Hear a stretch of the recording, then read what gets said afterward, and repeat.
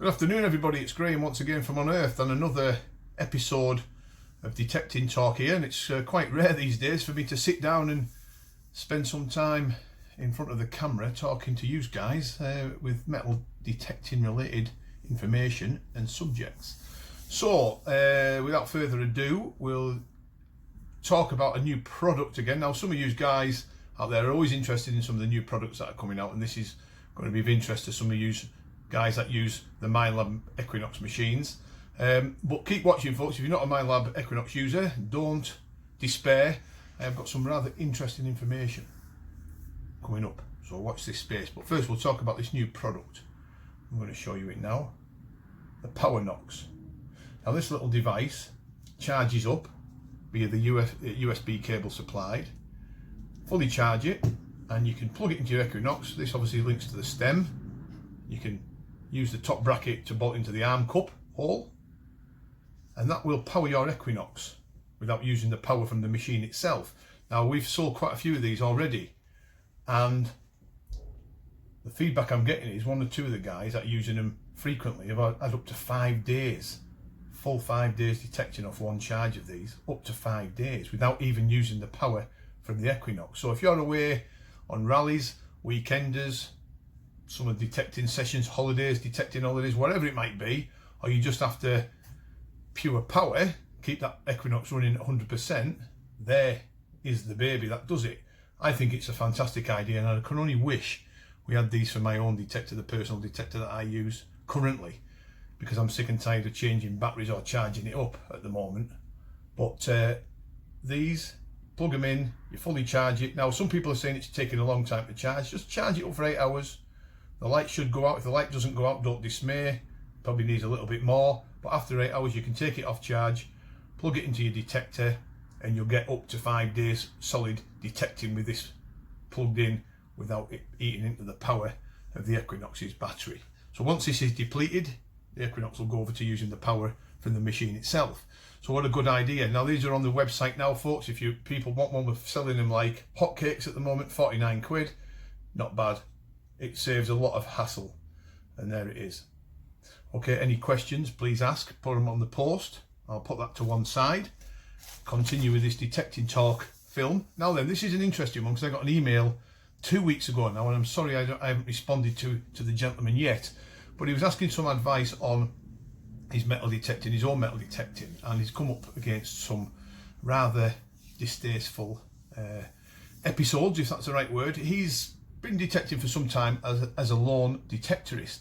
Now we'll call him Richard for argument's sake. That's not his real name, but I don't want to call him out on here and tell you guys his real name, because some people know him. But he's a detectorist. He's been detecting for a long time on his own, and recently this year he partnered up with somebody and decided to take this individual out on his own permissions. Now everything was fine. They were sharing their permissions with each other. I think they both had a farm or two each, finding some nice bits and pieces into March, April this year, and then it all went quiet around about summertime when the crops were in and detecting became less and less available. And then he picked it up again in August, started going out with this new person that he'd met, and everything was fine. They went to a farm that he's had permission on for 5 or 6 years on a particularly productive field where they were finding quite a lot of Roman bits and pieces. And they found quite a lot of stuff one Saturday afternoon, and then everything was fine. He went to work on the Monday. This is where it gets interesting, because he drives past the particular farm on his way to work every day.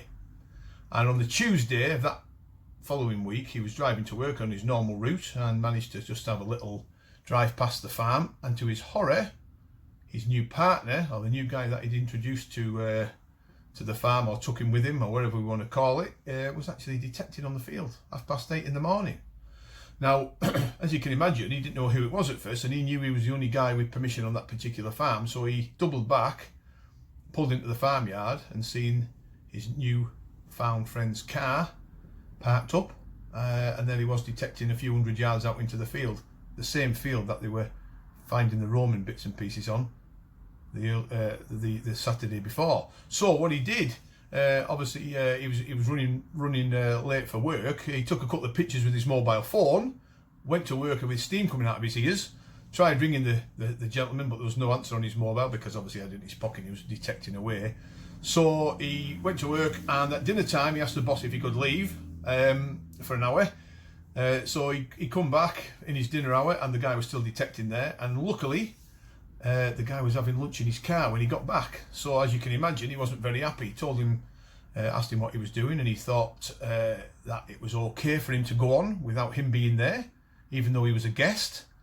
And they've obviously parted company since. Now, it's a good lesson to learn, isn't it, as a detectorist? If you're, just be careful, folks, if you're inviting people onto your land to detect alongside you, which is a very nice gesture to do, just be careful, lay some ground rules down, tell the farmer as well, say, you know, if this gentleman comes or this lady comes or whoever it may be, they're only ever going to come on this farm with me at the same time, not on their own, so just keep an eye out. So he played the innocent card. I think it was a bit wrong of him to go behind the guy's back after being invited onto the land and then sneaking on and detecting away on a Tuesday morning, thinking he was going to be unseen, and who knows what he would have found.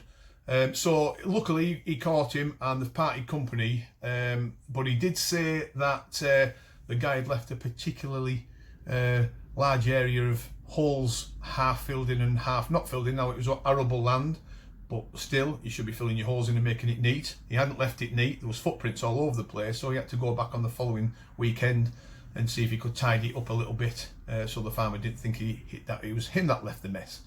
So just a word of warning, folks, if you're out detecting and you're introduced to new people and you want to take a couple of guys or a particular individual out with you onto the fields, just be aware and make sure that they know that they shouldn't be going on behind your back. There's nothing worse than driving past some of these permissions where you find that these guys are sneaked on behind your back while you're on your way to work. Bad enough going to work in the mornings, isn't it, rather than seeing somebody jumping all over your permissions. So I don't know if it's ever happened to any of you guys that watch this channel. It'd be interesting to see some of the comments that you guys make. Let's hear them if you can. It's always appreciated that you guys comment and give me some feedback. But he was just basically putting me in the picture of what had happened to him, and had I ever seen it before, and I have, unfortunately, and what would he do about it? What would I do about it? I think he was after my advice, did he do the right thing? And I have to say 100% he did the right thing. He sent the guy off with a flea in his ear, and they've parted company. He's going to now go back to being a single lone detectorist, because he quite simply says, you know, I can't trust anybody anymore. What's the point of partnering up, having a partner these days where you can't trust them? So he's done the right thing. You know, he's going to have to be a little bit wary in the future if he decides to trust somebody else on his permission. But let's hear from some of you guys if you come across this particular story, if it rings true to some of you guys. It'd be very, very interesting to hear. Right, next up is just a bit of an update on the Simplex. The Simplex machines, the next ordering. Some of you guys have been pre-ordering them and waiting patiently. We understand that and we feel your frustration, but Knox, in their wisdom, I've upgraded the coils and did an update on the software. So the new batch of Simplex machines are being shipped out today, Friday, or was it Thursday? Thursday this week. So they'll be with us early next week, and then they'll be shipped out to all the individuals that have done the pre-orders. The week after, there's another batch coming in, and they'll be shipped out to the people that ordered them a little bit later, and then we'll hopefully have another batch heading into December, because they're very popular. And who can blame you guys for buying them? It's a fantastic machine. So so that's the update from the Knox Simplex. If there's any questions, just please ask. Keep your eye out. There'll be no detecting this weekend, folks. I'm having a weekend off. We've had it up to our necks and been detecting pretty much full on the last few months, so I'm having the weekend off, with it being Melanie's birthday as well. And then next week we're back on the field, so look out for a detecting film of us out in the field, hopefully pulling up some nice finds for you guys to see. Okay, thanks very much for watching, and I'll catch up with you guys soon. Take care and good luck if you're out this weekend detecting.